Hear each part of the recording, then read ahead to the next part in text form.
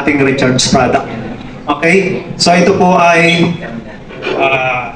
minerals.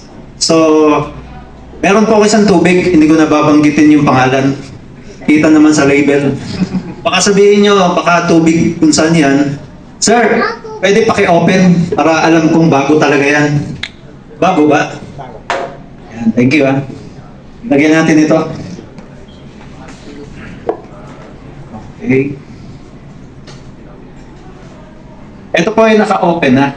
Okay? So yung subukan natin kung may power. Pagka umilaw yan, ibig sabihin may mineral din siya. Pag wala, ayun, may konti, ano, di ba?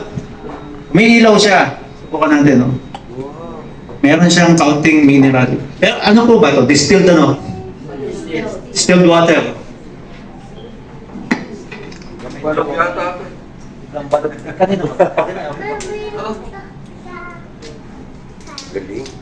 May ilaw po siya, no?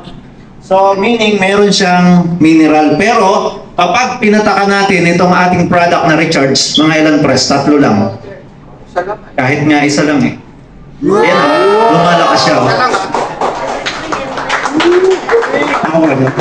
Kanina mahina, nung pinatakan natin, lumakas siya.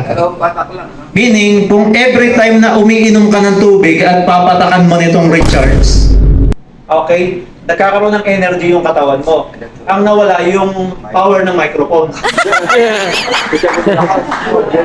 Okay? Galing ano? Galing ano? Okay. Parang na-absorb ko yung ano. Galing. Okay. So ito po yun. So kailangan natin kasi meron tayong electrolytes sa katawan natin. May energy. Every time na umiinom tayo nito, kasama sa tubig, lumalakas po tayo. Okay? Electric fan, baka may electric fan dyan, paikutin natin.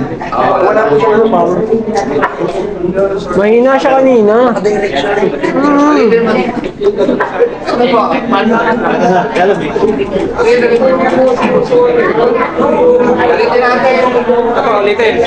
Ulitin ha, oh. Mahina. Mahina siya. Sige, tatas ko. Okay. Yan na, mahina siya. Mahina. Sabihin, may electrolytes talaga yung magnesium natin. Ano? Sure po natin ano yung gagawin. Patakan natin. Papatakan ngayon ng magnesium yun, yung tubig. Ayan na. Ayan na lang.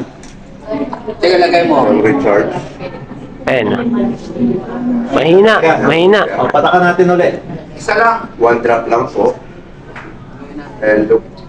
Nalo. Wow! Galing. Isa lang ah. Isa lang yun. Isa lang. Galing.